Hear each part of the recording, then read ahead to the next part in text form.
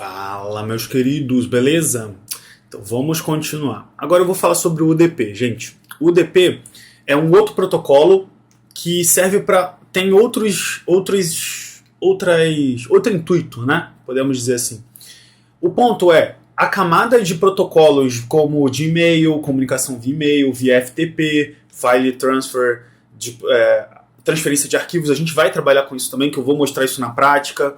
Qual é o projeto? A gente usa mais para WordPress, tá, gente? Então, nessa camada de SMTP, o SMTP é utilizado também muito na parte de e-mail. Então, se vocês veem um disparo de e-mail, por exemplo, numa aplicação Rails, Go, Java, Spring Boot, no caso, Flask, isso está relacionado com SMTP. Sempre temos que configurar a nossa aplicação para ter as credenciais do SMTP. A gente vai trabalhar com isso, eu vou mostrar, fiquem tranquilos. Outro ponto também que é importante vocês entenderem que o HTTP está também utilizando o protocolo TCP/IP. E o HTTP é o que mais utilizamos ao longo do nosso trabalho no dia a dia, tá? Existem outras camadas ali, por exemplo, depois a gente vai falar sobre RESTful, que tem uma gama de coisas. O RESTful é como a gente arquiteta, como a gente faz a conversa entre dois sistemas, tá? Mas existem outras formas também, via GraphQL, existem outras comunicações também que a gente pode depois conversar. Mas a intenção aqui é explicar para vocês, existem sistemas também de mensageria e tal, mas a intenção aqui agora é ir para o UDP. Qual é o uso do UDP? Quando vocês trabalham com uma conversa, um chat em tempo real, vocês estão usando o protocolo UDP. E o protocolo UDP, ele tem a intenção de, caso tenha uma falha, isso não é um problema. Caso tenha uma perda de pacote, isso não é um problema para aquele sistema, né? Para aquela conversa. Um exemplo. Eu estou numa videochamada com vocês. Se falha a minha comunicação por um determinado tempo, você concorda que eu só posso pedir, você pode repetir? A pessoa repete e a vida segue, a gente continua seguindo. Um outro exemplo. Um jogo online. Se existe uma perda, vai dar um lag e é isso, vida que segue. Deu um lag e a gente segue com a vida. E aí eu tenho que trazer um outro ponto também importante. O UDP ele é muito mais rápido, certo? A comunicação dele, ele estabelece uma comunicação e fica a comunicação acontecendo ali, naquele contexto. Ele não fecha a conexão. Lembra do HTTP? Na aula passada a gente mandou um close. A gente falou, fechando a conexão. A gente não fica com a conexão aberta. A gente fala, o servidor responde, a gente fala de novo, o servidor responde de novo e a gente fica nesse contexto. Existem dois tipos de contexto, o puller, depois eu vou falar sobre isso, o puller, e o socket, tá? Que são os WebSockets. Eu vou depois falar sobre isso, tá? Os WebSockets aqui. E eu vou explicar também a diferença, porque é interessante conhecer. Hoje a gente usa bastante o WebSockets, tá bom, gente? Para essas comunicações de chat, por exemplo. E isso é porque a gente usa o UDP. Então, a gente vai sempre usar os protocolos de acordo com aquilo que a gente pensa e que vai fazer mais sentido para aquilo. Um VoIP, por exemplo, uma conversa via internet, a gente também usa o protocolo UDP. Então, ele não precisa ser confiável, ele pode ter perda sim de pacote, e isso não vai ser um problema para essas comunicações, e ele não entrega de forma ordenada, certo? Ele não tem uma ordem. Então, isso é importante vocês compreenderem a forma com que os protocolos e quando usar os protocolos. A verdade, gente, é que se vocês forem por uma regra muito específica, como no caso, regras, por exemplo, relacionada por exemplo, eu estou criando um chat que é uma comunicação. É um sistema muito específico que vocês estão desenvolvendo. Se eu estou desenvolvendo para um jogo, é um sistema muito particular. Na minha carreira, eu usei poucas vezes, tá, gente, o UDP. Claro, eu já usei para um contexto de WebSockets e tal. Então, depende, tá? Depende de onde você está indo, para o contexto que você está seguindo. Ok? Um ponto que eu quero deixar bem claro aqui, teve uma aula que eu acabei falando que Q era pilha. Stack é pilha, tá, gente? Eu estava revendo esse vídeo e eu mandei errado essa nomenclatura. Mas ali estava dando para entender o que eu tinha explicado. Mas só para não ficar dúvida, tá, gente? Stack é pilha. É uma estrutura de dados, tá? E eu vou explicar, vou dar uma passada aqui para vocês verem. E queue é fila, tá? Pilha, gente. Pilha é uma pilha. Pilha. É isso aqui, ó. Pilha. Certo? Isso é uma pilha. Uma fila, gente, é assim, ó.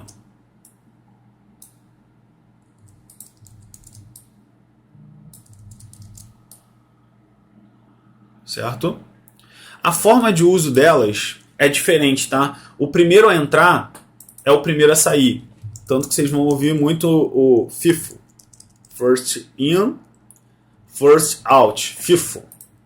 O primeiro, first in, é o primeiro a entrar. O first out é o primeiro a sair. O primeiro a entrar é o primeiro a sair. O que você está falando, Rodolfo? Beleza. Vamos colocar aqui 1, 2, 3, 4. Isso é uma fila. O primeiro aqui é o primeiro que eu preciso trabalhar. Imagina que eu sou aqui, ó, sei lá, eu sou um sistema e eu estou fazendo uma requisição aqui para fila. Então, eu preciso primeiro ler o 1. Eu não posso sair lendo o 2, tá, gente? Eu não posso ler o 2. Eu primeiro tenho que ler o primeiro, que é o primeiro que entrou. Depois, é como uma fila de banco, gente. Imagina você numa fila de banco. O caixa vai atender o primeiro, que foi o primeiro que chegou na fila, certo? Só para vocês entenderem. Fila de banco, é exatamente isso.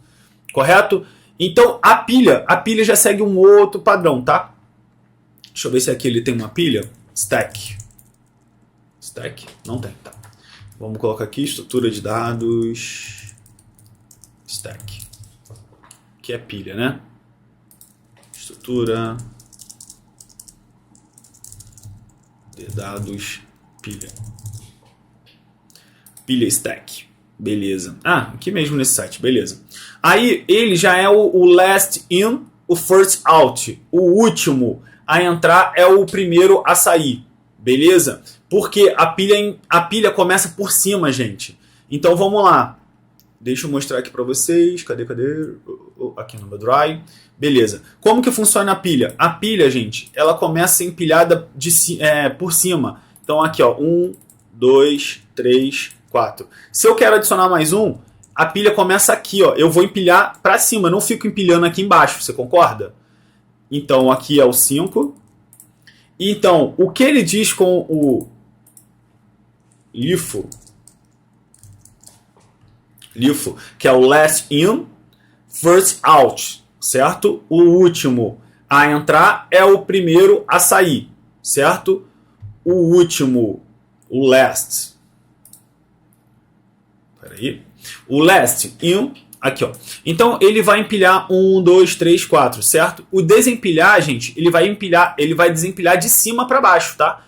Ele tira. Porque assim, gente, a pilha. Imagina que eu não consigo tirar o de baixo, que aí a gente vai estar brincando daquela brincadeira de tentar não derrubar. E a intenção não é essa, tá? Uma pilha ele vai jogando para cima, então eu tiro o do topo. Sempre do topo. Vocês vão ver muito esse contexto chamado push e pop. O push e pop, imagina que a gente tem um array. Isso aqui, aí a gente já entra de novo para aquela nossa máxima. Tudo, gente, é em forma de blocos que a gente vai trabalhando na computação. E aí vocês vão começando a pegar esse padrão. Esse padrão é interessante de vocês entenderem. E aí, essa estrutura de dados, ela dita isso, que o primeiro, ele foi o primeiro a entrar, mas ele vai ser o último a sair. Certo? Então, o last in, ele é o último a entrar, certo? É o primeiro a sair. Out a sair. Last é o último a entrar e first é o primeiro a sair. Então, no topo, eu sempre adiciono no topo e também removo do topo, certo? Então, isso é importante. Depois a gente vai implementar isso, tá, gente? Ó, aqui tem até um código já em C, né? Para implementação. É bem interessante essa implementação, tá, gente? Depois eu vou implementar com vocês. É um site até legal depois para que eu pegue aqui pra gente pegar essas explicações, é interessante. Mas eu vou depois pegar assim, tá? Beleza. Ah, que legal, é da UFRJ. Bem legal, muito legal. Beleza, depois a gente volta aqui. Eu só quis explicar isso porque estrutura de dados também tá em tudo, tá, gente?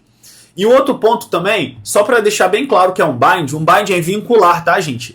Eu vinculo coisas nele. Vocês vão ver esse conceito de bind também em vários contextos, tá?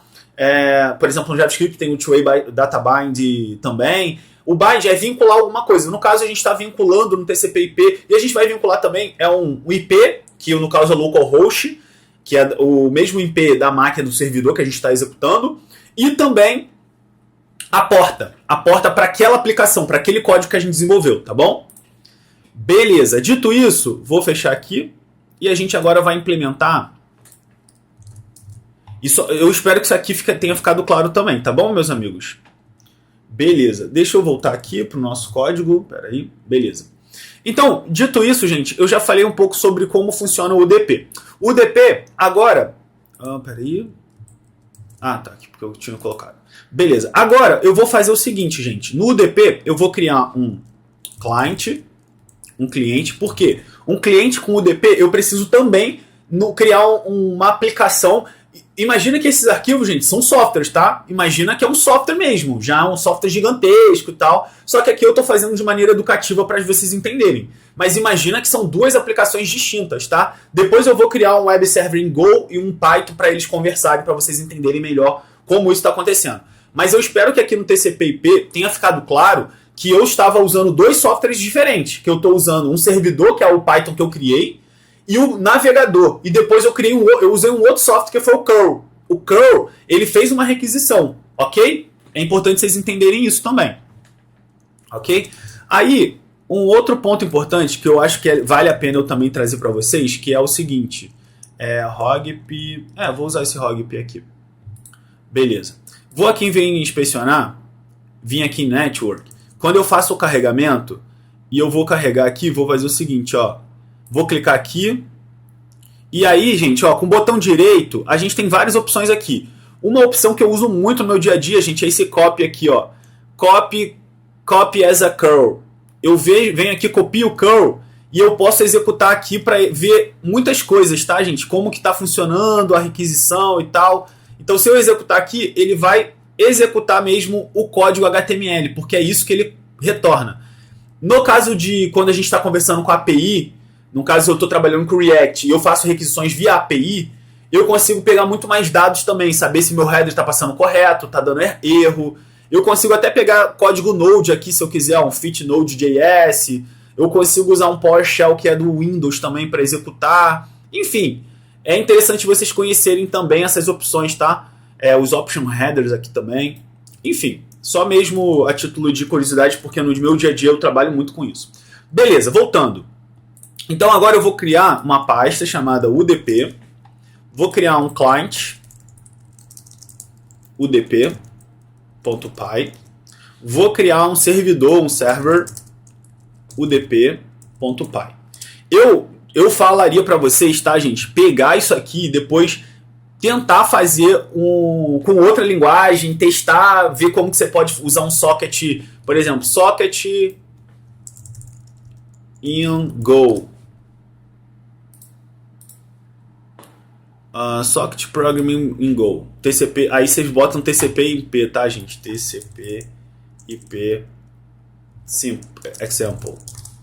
Pode colocar, gente. Aí dá uma buscada, tenta dar uma lida, tenta entender, traduz isso. É importante também vocês traduzirem. Ele vai falar sobre essas camadas, do que eu já expliquei e tal. Aí ele vai falar também sobre a recepção de comunicação, que ele vai, solicita, volta. Isso é interessante também. Enfim, aí ele vai fazer... Eu acho legal vocês implementarem outras linguagens também, para vocês entenderem o funcionamento. É basicamente igual, tá? Depois eu vou falar sobre tratamento de erro, tá, gente? É importante também. Mas... Peraí. Deixa eu só colocar aqui, ó. Tratamento de erros. Que eu vou criar um módulo que eu não tenho isso anotado. Mas eu já estava em mente para falar, tá bom? Bom... Aqui vai ser legal para vocês pegarem que o contexto é o mesmo, gente. Não muda nada. Ó, fechando conexão. Lembra que o Defir ele vai fechar a conexão quando a aplicação finalizar. Ok? Então aqui ele faz um tratamento de erro explícito. Enfim, faz a tentativa, gente, porque é bem legal para vocês aprenderem outras linguagens, tá? E aí ver se o conhecimento está fazendo sentido, se vocês entenderam o que é. Isso aqui eu não expliquei ainda, tá? É GoRoutine. É bem legal também, esse tipo de conceito não tem nas outras linguagens de forma direta, é um conceito do próprio Go, e eu acho que é legal também vocês darem uma lida. Se não entenderem, a gente vai falar sobre isso também posteriormente, fiquem tranquilos. Enfim, façam aí tem Ruby também, ó, in Ruby, certo? Aí faz em Ruby também, ó, ele tem já uma biblioteca TCP Socket aqui também para fazermos uso. Aí bota exemplo. Aí tem um exemplo aqui, ó, Ruby Sockets, WebSocket não. O que são sockets? Tá? Os sockets são endpoints bidirecionais de comunicação de canais. Aí, ó, é o mesmo contexto, tá, gente? Ó, aqui ele só usa uma outra nomenclatura, né? PF, que é Family of Protocol. Lá no Python ele já usa o address F, address family. Então, famílias de endereço. Mas olha, gente, novamente, padrões. Vocês têm que aprender sempre padrões. Não importa PF, AF, isso é irrelevante, não é? O importante é a gente saber o que a gente está fazendo, né? Aí ele tem aqui o tipo que é o sock2stream ou sock2dgrun, que é o diagram também, tá? Que é o UDP, né? Nesse caso é o protocolo UDP. Enfim, gente, ó, vai indo, a gente vai aqui, ó, como que faz? Um require. Aí, hostname, porta. Aqui é a porta que a gente vai liberar. Lembre-se daqueles ranges de porta, tá bom? Aqui ele faz um loop para ele fazer. Mas aí eu quero que vocês criem um server, um simple server, um web serverzinho ali só pra gente fazer uma interação com a internet. E aí vocês podem usar o curl. O curl, localhost, vocês vão usar a porta, tá, gente? Localhost, a porta. A porta que vocês estão escutando, isso é importante. Novamente, eu quero que vocês aprendam a generalizar. Então, tudo que eu estou explicando, façam em outra linguagem e generalize. Aqui ele usou isso, então como que eu faço na outra linguagem? Como que eu uso? Então, é generalizar. É isso que a gente tem que sempre fazer, tá? Então é isso, gente. Aí aqui ele já usa um Tiny web Browser aqui também. E é isso, tá? Aqui é o que eu falei lá dos headers ali que a gente precisa colocar. Então aqui ele já faz a criação, ó. O get, patch, http, /r. Vocês podem ver que é a mesma coisa, gente. Mesma coisa. Sintaxe muda, mas se você é um programador, você tem a habilidade de tranquilamente você entender que beleza, agora eu só preciso entender como aquela linguagem daquela linguagem de programação funciona. Dito isso, cara, vai ser feliz. Vai ser feliz. Tá tudo certo. Seja feliz e programe em qualquer linguagem. Tá bom? Pode ser utópico, né? Eu falar programa em qualquer linguagem, mas, gente, agora vocês estão começando a ver que tudo é igual. Não muda muito, sabe? Você talvez tenha uma curva de aprendizado que em determinadas linguagens vai ser um pouco maior. Java é maior. E aí eu tenho que ser honesto. É maior. Porém, é simplesmente aprender. Aprender ali, beleza. Eu já sei da linguagem, por exemplo, eu sou especialista em Ruby, um exemplo. Cara, o Java vai ser a mesma coisa. As mesmas implementações básicas. Ó, o /n, porque eu tenho que criar um HTTP, eu tenho que passar esse HTTP. Então eu vou ter que montar um header. Lá eu vou ter que montar um header. Eu só vou ter que saber como montar um header em Java. Beleza, vou montar um header em Java. Ok? Beleza, gente. É isso. Eu vou voltar aqui. Desculpa eu me empolgar, mas é porque eu acho que é legal trazer esses contextos, tá? Eu acho que é interessante até para vocês aprenderem, tá? Beleza, eu vou fechar aqui. E vou deixar aqui. E vamos lá. Primeiro eu vou fazer o meu servidor, né? Vou criar aqui o meu servidor. Primeiro ponto, sempre import sockets. Beleza? Aí, novamente, aqui eu vou usar o UDP, que é o internet, que é o de internet mesmo. Family. Aqui, ó. O family é o AFINNet, que é esse que eu vou usar também, tá? Eu vou usar o IPv4. E agora, ao invés de ser stream, vai ser o dgrun, certo? Que é o que eu quero usar, certo? Que é o nosso UDP, beleza? UDP aqui, ó. Deixa eu ver aqui. UDP, o protocolo.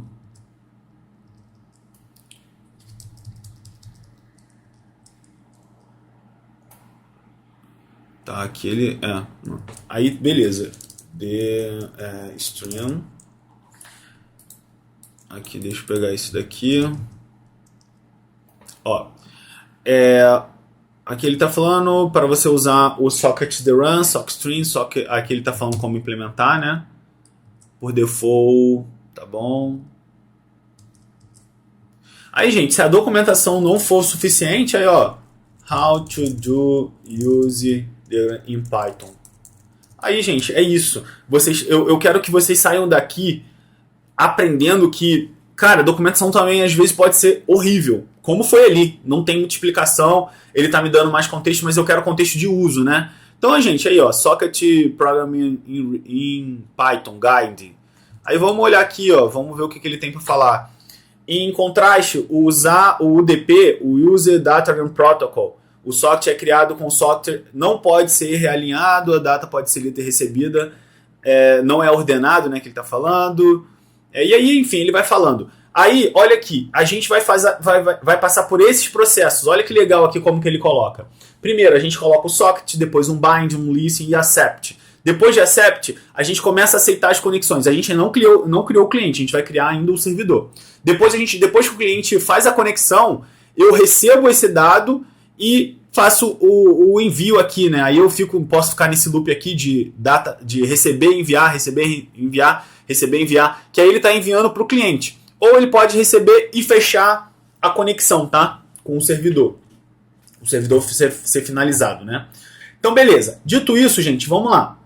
Vamos agora seguir aqui o mesmo processo, tá, gente? Então, vamos lá. Server socket igual a socket, que é a nossa biblioteca com a classe agora que a gente vai usar. Vou chamar agora o address family innet, que é o endereço da família de internet, que é o IP que eu quero usar, tá, gente? Eu quero usar o IPv4, não quero usar o IPv6. Lembrando que o IPv4 são os números, né? É o IP tradicional. Beleza. Agora eu preciso passar um socket. Peraí. Eu preciso passar um socket com um socket de grun, que é o UDP, tá? Dado isso, gente, agora aqui eu criei um socket UDP IP. Beleza? Agora eu vou fazer o seguinte, eu vou ligar o socket ao endereço e porta que eu quero. Vocês podem ver que o servidor, gente, é o mesmo processo, tá? Agora a gente só está usando um protocolo diferente. Então, beleza. Dado isso, então eu posso chamar o meu server socket e eu quero fazer um bind, um vincular. Eu tenho que vincular ele, agora, 2 valores ali dentro do parênteses, tá? Dentro do parênteses, eu preciso passar um endereço que é o IP, vai ser localhost, e a porta, gente, aí eu posso escolher a porta, tá? Eu vou colocar aqui um 91.95. Vai ser a porta que eu quero. Beleza? Beleza. Dito isso, então eu vou mostrar aqui um print que o servidor UDP aguardando mensagens, beleza? E lembrando que aqui é uma comunicação bidirecional. Eu estou fazendo um cliente e um servidor ficar se comunicando em um túnel único de comunicação que eu posso fechar posteriormente depois, tá? Um falando que quer fechar, a gente começa a conversar essas mensagens. O que é mensagem, gente? É, por exemplo, mandar um JSON, mandar um PDF, mandar um arquivo, mandar alguma coisa. Isso é a forma de comunicação de mensagens, tá? Mensagem, gente, é sempre mandar dados, tá? Um buffer de dados. Lembre-se de buffer string. É alguma coisa que a gente está enviando nessas conversas, tá bom? Beleza. Então agora eu vou fazer o while, gente, só para que vocês compreendam novamente. O while é para ele ficar infinitamente ali rodando aquele tipo de informação. O tempo todo ele está ali, ó. Tô te ouvindo, ó, tô te ouvindo, ó, tô te ouvindo. A gente está usando um loop para isso, porque eu quero que repita mesmo. Esse processo fique, ó, tô te escutando, ó, tô te escutando, tô te escutando, te escutando. Porque lembra, gente, que programação, se eu não crio um looping, eu só faço uma vez aquilo. Ele vai executar, acabou o programa. O programa finalizou. Mas se eu executo um loop, o true é para isso. Ó, eu tô te ouvindo. Ó, eu tô te ouvindo, hein? Ó, tô te ouvindo, tô te ouvindo, tô te ouvindo, tô te ouvindo. E é isso, ok? Beleza. Então agora a gente vai começar a fazer o recebimento desses dados, tá bom, gente? Lembra que aqui, ó, a gente já fez o bind, que a gente vinculou esse dado. Agora a gente vai escutar, beleza? Então o escutar é aquele looping, tá? Então vamos lá. Então primeiro eu vou receber um data e vou receber um endereço, um address, que é o do cliente, tá, gente? É o endereço do cliente. Então aqui eu pego o meu server socket, que eu já tá ligado, e eu vou passar um receiver from, que ele vai receber 1024 bytes de dados, é a quantidade de bytes que a gente vai deixar ele receber, certo? Então, dessa quantidade aqui do servidor, gente, eu vou receber o dado, a quantidade de bytes que ele me retorna e também o endereço daquele cliente. Lembra que o sistema operacional, nesse endereço, ele gera uma porta aleatória e aí tem o IP dele também. No nosso caso, vai ser o mesmo IP do servidor, gente, porque o localhost para ambos os lugares é o mesmo, tá bom? Então, beleza. Lembra que Python é indentação, tá, gente? Então, eu estou indentando. Beleza. Dado isso, gente, agora com a data, eu preciso mostrar aqui, eu vou mostrar um print. E vou dizer assim, ó, recebido data encode. Peraí. Deixa eu colocar um format aqui, né? Format. Recebido. E vou colocar um data encode. Eu vou fazer um decode, perdão. Lembrando, o que é o decode? Imagina, o Rodolfo manda uma mensagem, uma mensagem, por exemplo, é uma string, é um JSON que eu te mando, certo? Só que esse JSON para você vai chegar como uma string, certo? Então, essa string eu preciso fazer um decode desses dados, me entende? Então eu preciso pegar esses dados e fazer um decode. É decodificar, gente. Imagina que eu tenho, o que é decodificar? Imagina que eu tenho assim, é um exemplo, tá, gente? Não é assim que funciona, tá? Mas é um exemplo ilustrativo para explicar para vocês. Então, eu envio o dado assim, ó. Rodolfo, sei lá, assim, coisa assim, um exemplo. Só que lá, quando eu faço um encode, do meu lado, imagina que eu sou o cliente, tá? Cliente, vamos lá, cliente. Eu faço um encode. Eu, cliente, fiz um encode, tá? Então, quando chega no servidor, eu, como servidor, eu preciso... Opa! Peraí. Eu, como cliente, eu, como servidor, eu preciso... Opa, peraí, por que você está querendo executar? Ah, tá, eu acho que é porque eu coloquei isso, será? Beleza. Eu preciso colocar um servidor decode para fazer esses dados aqui. Imagina, eu vou colocar numa variável, tá, gente? Só para vocês entenderem, não é assim que funciona, tá? É muito mais para vocês entenderem como funciona. Então, quando chega no servidor, eu preciso fazer um decode. Isso é só uma maneira ilustrativa, novamente. Quando eu faço um encode, isso aqui se torna algo assim, um exemplo, tá? Assim, assim, um exemplo. E como que eu sei que é o decode, Rodolfo? Lembra do UTF-8 que eu estou usando? É isso, o UTF-8 é o que manda que a gente está falando. Então, o decode, ele vem um dado aqui, assim, e eu preciso fazer um encode aqui para a gente enviar o dado do cliente. E faço um decode quando chega no servidor, ok? É basicamente isso, por isso que a gente está fazendo isso aqui, tá? Então vamos lá. Eu vou fazer um decode, UTF-8. Lembra do que é o UTF-8, tá, gente? Decode de bytes usando o Codec Register for Encode, certo? Aqui o que ele está falando é que a gente está pegando os dados e está fazendo uma modificação desses dados para um tipo de dado já conhecido, que é o UTF-8, beleza? Então, beleza. Dito isso, vamos lá, vamos continuar aqui. E eu vou colocar aqui dados recebidos aqui, de address. E vamos colocar aqui do endereço. Beleza. Então, se agora a gente vai pegar a resposta. Dado que eu tenho a resposta, se data for verdadeiro, gente, se esses bytes foram verdadeiros, o que eu vou fazer? Eu vou fazer um server socket.send to, vou enviar, e vou passar a data. Agora eu estou enviando a resposta, tá, gente? A data e o endereço, certo? Então aqui eu já faço a comunicação com o meu canal UDP. Aqui o servidor é simples, tá? É um servidor pequeno e a gente agora vai fazer a parte do cliente. Lembrando, gente, imagina que um tá no meu servidor e o outro tá na sua máquina. A gente está fazendo essa comunicação nós dois, mas eu precisaria colocar o seu IP aqui. Por exemplo, se você é o servidor, eu precisaria colocar o seu IP. Aí, gente, tem questões de firewall. Se seu firewall libera essa porta para eu acessar publicamente. Tem várias coisas, tá? Mas aqui a gente está tentando colocar no cenário perfeito. Que firewall não existe e tal. Depois a gente pode falar sobre firewall. Firewall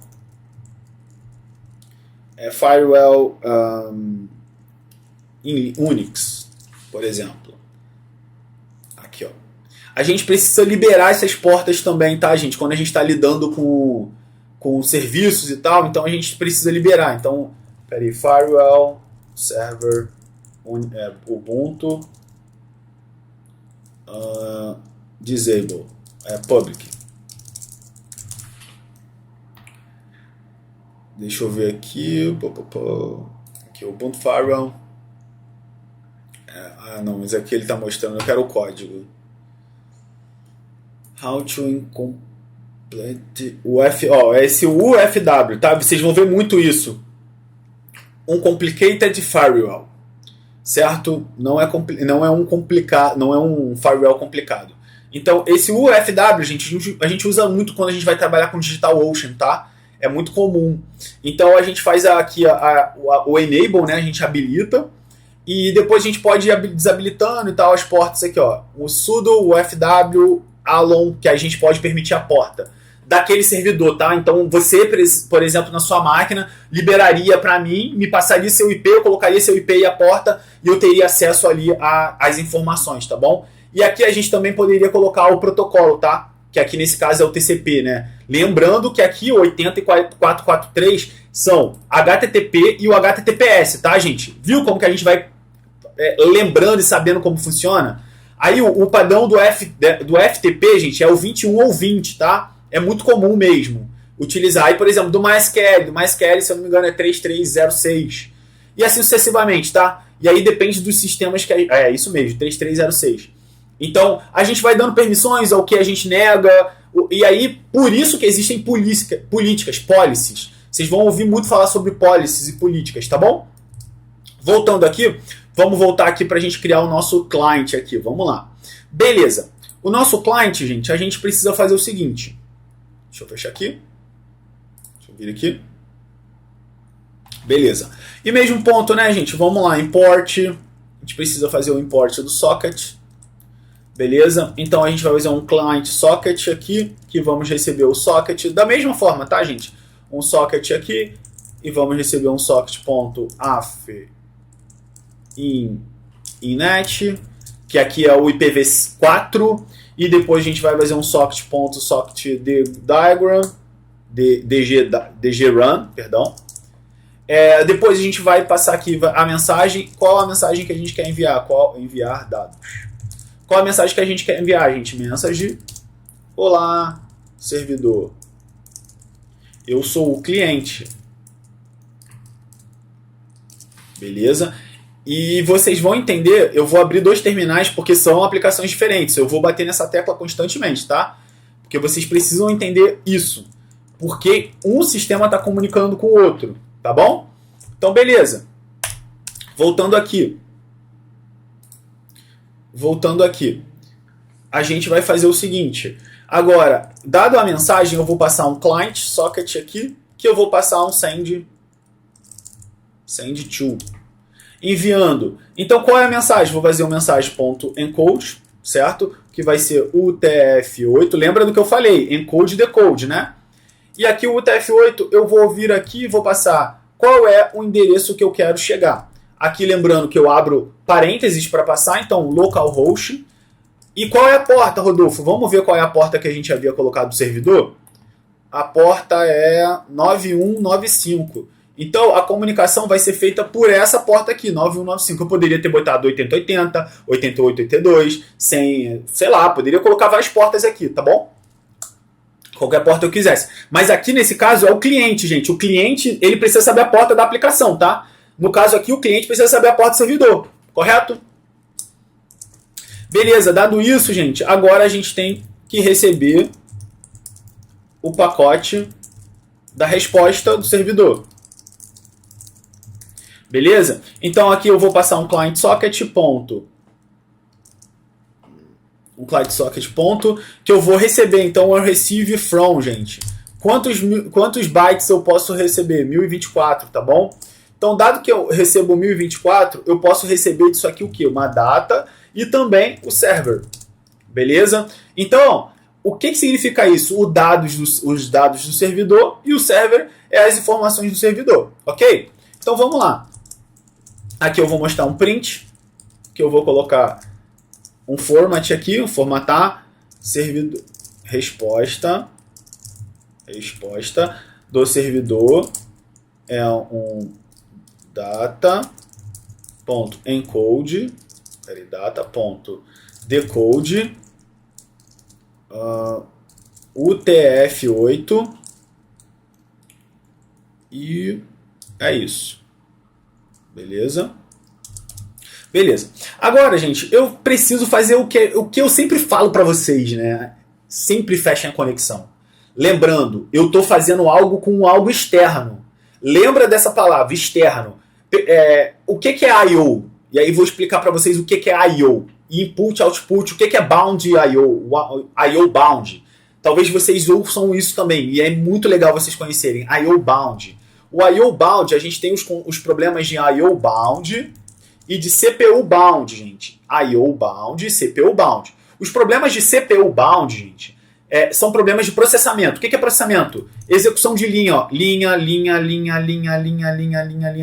Tudo que é execução de linha é CPU. CPU bound. Problemas de CPU. Problemas de performance no meu código. CPU bound. Problemas que meu código não consegue ler porque é um algoritmo muito, muito complexo. CPU bound.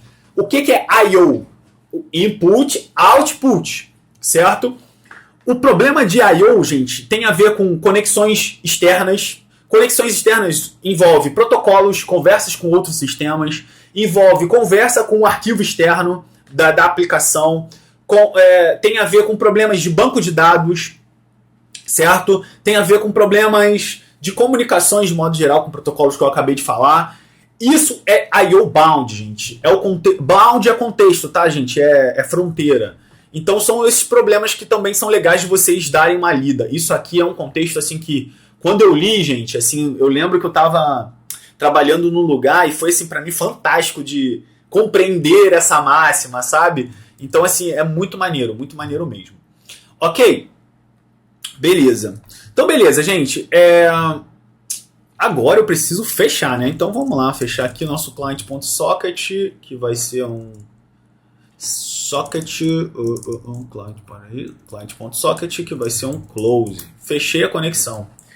Beleza. O que eu faço para esses dois sistemas conversarem? Primeiro, eu preciso ligar o meu servidor, cd udp, cd udp.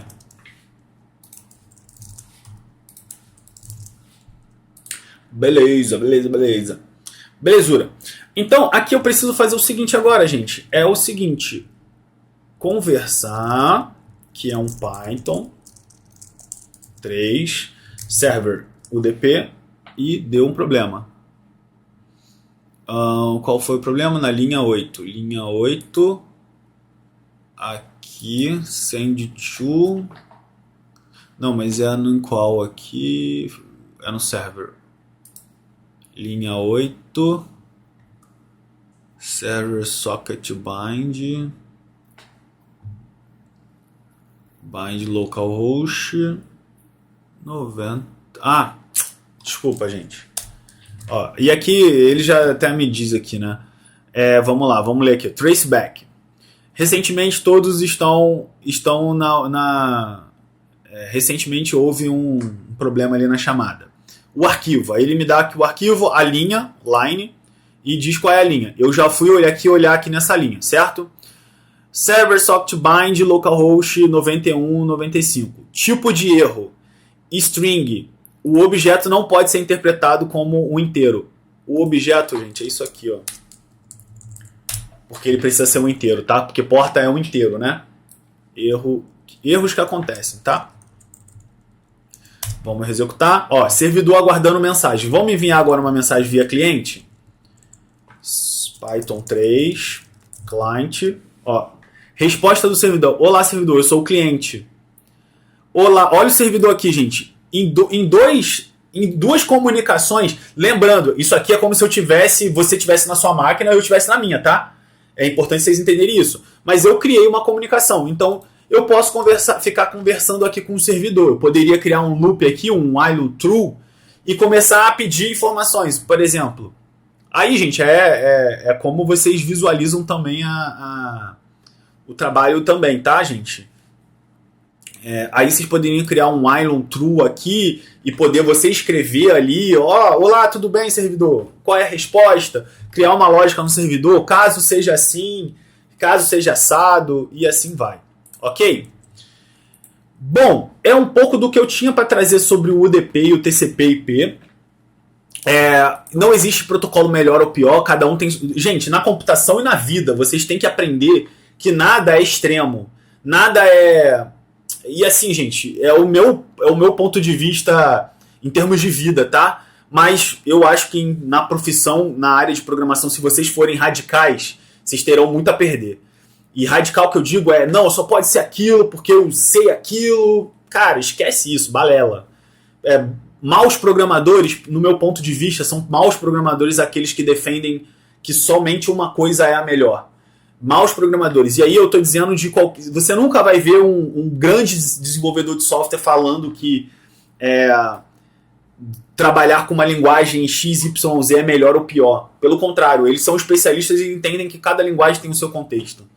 Então, o que eu queria trazer é que, assim, depende do que vocês querem fazer e vocês precisam dominar aquele conceito básico, entender para que serve, entender em que momento usar. Isso é importante, tá? Isso é a visão de ser crítico também. Entender que na vida, não só o seu ponto de vista conta, mas o ponto de vista dos seus colegas, dos seus pares, do seu líder. E isso é o que mais importa durante o desenvolvimento de software e na carreira e na vida, tá bom? Então é isso. Assim, gente, existem muitas coisas legais assim que vocês precisam compreender também quanto ao uso, por exemplo, do TCP/IP. A gente vai focar bastante no TCP/IP porque é a camada que a gente trabalha, né? Mas depois a gente pode e vai voltar talvez em comunicações também de WebSocket, Pooler. Já trouxe alguns conceitos para vocês ouvirem falar pelo menos, mas de acordo com o que vocês vão ganhando bagagem, isso vai ficando também, vai condensar melhor na cabeça de vocês. Beleza? Então, já aqui tentei trazer uma forma de vocês entenderem como dois sistemas conversam, tá? É uma das formas. Beleza? Um outro ponto importante, que eu acho que eu já falei, né? Mas eu vou repetir. O HTTP3, gente, ele já tem aqui a utilização com o UDP. Ele já não usa um TCP. Ele usa um UDP modificado, que é esse kick aqui, ó. Certo? O uso do kick significa que o HTTP depende do protocolo UDP, não do Transmission Control Protocol. Mudar para UDP permite conexões mais rápidas e experiência do usuário mais rápida ao navegar online. Então, tipo, eles estão agora fazendo a migração. Quer dizer, Rodolfo, que eu já tenho que saber? Não, gente, a gente ainda está trabalhando bastante ainda no protocolo HTTP1, HTTP2. Então, assim, isso vai acontecer conforme o tempo e vocês precisam só saber que isso está acontecendo para que vocês não sejam pegos de surpresa, né?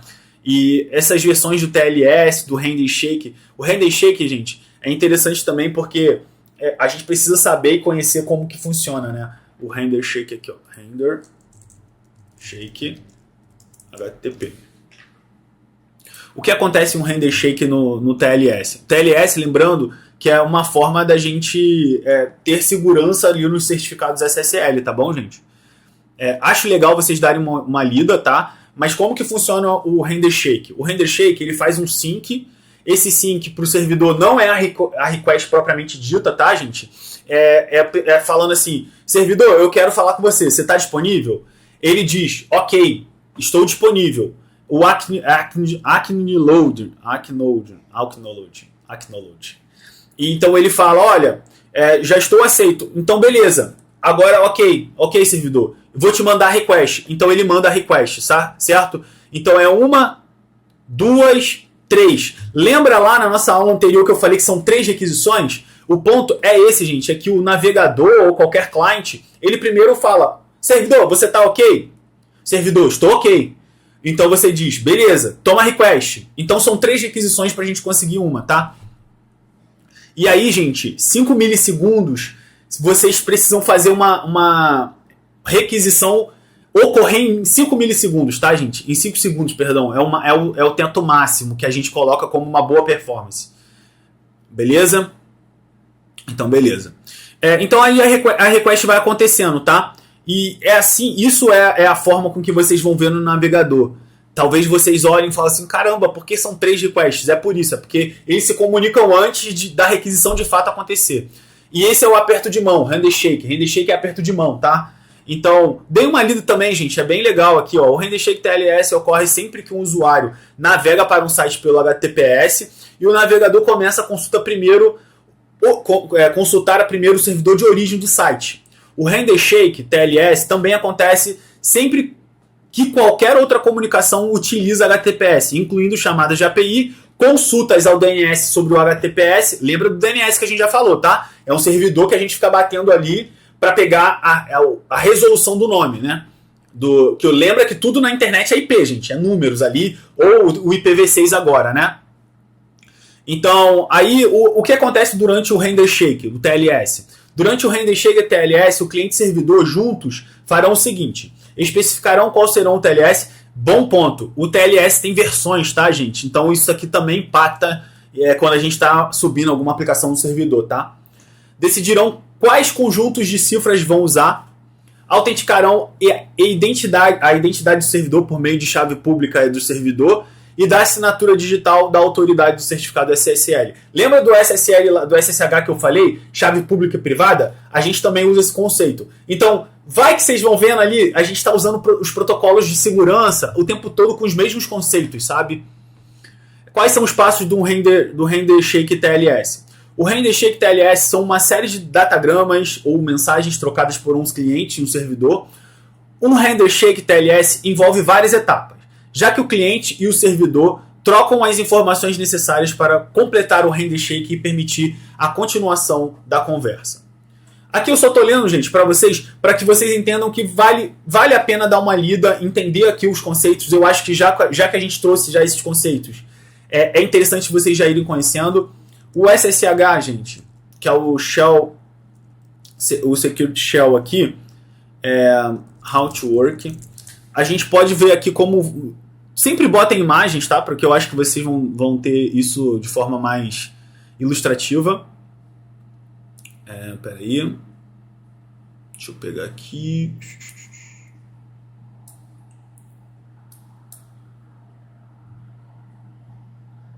Aqui o que é o protocolo e tal. Deixa eu pegar aqui a imagem. Aqui, ó. Então como que funciona, gente? Se vocês olharem, quando vocês foram configurar o GitHub de vocês, vocês geraram, deixa eu entrar aqui, ó, GitHub SSH. Connect GitHub, aí aqui ele vai falar usando o SSH, cadê? About SSH. Ó, generate a new, gerando uma nova SSH key, certo? A gente precisa ter um SSH. O SSH aqui, dependendo de cada sistema operacional, tá bom, gente? Linux. Vou pegar qualquer um, tá? Isso é invariável. Então, quando a gente faz um SSH-keygen -t, isso daqui é o tipo de criptografia que a gente vai usar, tá? Quando a gente faz esse comando, a gente está gerando uma chave pública e uma chave privada, gente. E onde fica isso, gente? Ô, Rodolfo? Fica, gente... Peraí. Deixa eu abrir aqui. Se eu der um cat e vier aqui, ó... Isso, ponto, lembra que é uma pasta oculta, tá? Então aqui, ó, eu tenho diversas chaves. Ó, o ponto .pub é a pública. E essa daqui é a privada, essa aqui que não tem nada.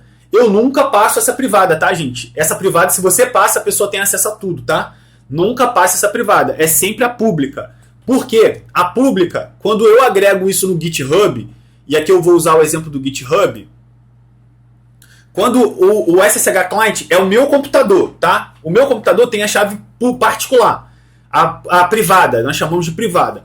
Quando eu tenho a chave privada, e eu jogo a minha pública no servidor, eu falo, olha, vocês dois podem conversar e podem se comunicar, correto? Então, vocês dois podem ter uma conversa, dado que eu te dei permissão para você falar comigo via comunicação criptografada. Por quê? O servidor vai conseguir descriptografar baseado na minha criptografia. Pode parecer confuso, mas não é. Criptografia, gente, é uma maneira da gente pegar deixa eu abrir aqui, ó. O que é criptografia? Dado que eu passo assim, ó, Rodolfo Peixoto. Isso aqui o João disse, certo? Se eu passar aqui o João disse, e se eu falar assim, olha, o Rodolfo recebeu a mensagem. Rodolfo Peixoto. Mas imagina que aqui na conversa tem a Carla. A Carla tá ouvindo a conversa. Então facilmente a Carla sabe que a palavra é Rodolfo Peixoto, certo? E se eu criptografar essas informações, gente? O que é criptografar?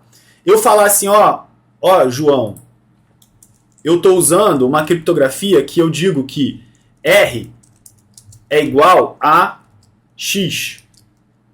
Ou melhor, eu posso até falar assim, ó, quando eu falar Rô, isso significa X. Quando eu falar Do, isso significa Y. Quando eu falar Ofo, ela é mais complexa que isso, tá, gente? Mas eu estou exemplificando, tá? Eu vou falar que é N, certo? Eu vou simplificar mais ainda para eu não precisar colocar o Peixoto aqui. Vou tirar aqui, vamos dizer que ele só falou Rodolfo. Beleza, só falou Rodolfo. E Carla ouviu. Então, agora, eu vou colocar aqui... Peraí, foi aqui, né?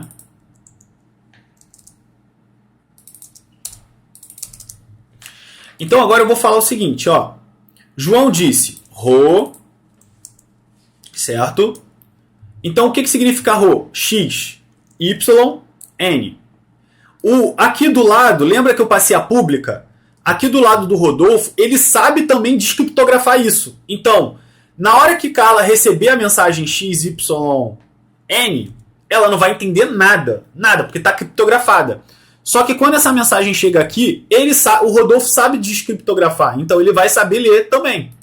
Entende? Então, é uma forma da gente criptografar. Existem várias formas de a gente criptografar. Existe uma que é MD5, e isso não pode ser usado em hipótese alguma, tá, gente? MD5. É criptografia. O MD5, gente, já é uma forma que é facilmente quebrada, tá? Então, não usem o MD5. Então, tipos de criptografia. Deixa eu ver essa imagem aqui. Deixa eu botar aqui todas. Ó, aqui, vou colocar aqui, ó.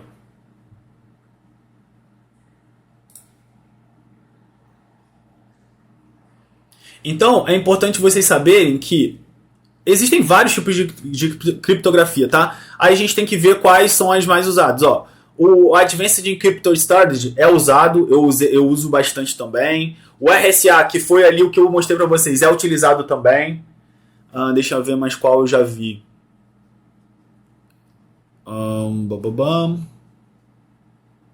Aí, ó, e existe criptografia simétrica e assimétrica, tá, gente? E a homomórfica. Vale a pena também a leitura, tá? Tô dando um contexto aqui para vocês, mas a gente pode depois se aprofundar isso também, tá? Dificilmente eu acho que vocês criarem na mão alguma coisa desse tipo, mas eu tô tentando explicar para vocês como funciona por debaixo dos panos tudo isso aqui que eu tô explicando, tá? Então aí, gente, eu volto aqui só para explicar o que eu já estava falando, né? Então vale a pena dar uma lida. Isso tem muito a ver com o SSL também, que é chave pública e privada. O SSH, que também do GitHub que a gente faz. Então é isso, tá? Eu tomei até muito mais tempo aqui que deveria, mas eu acho que valeu aqui a nossa conversa, tá bom? Nos vemos no próximo vídeo. Valeu, abraço!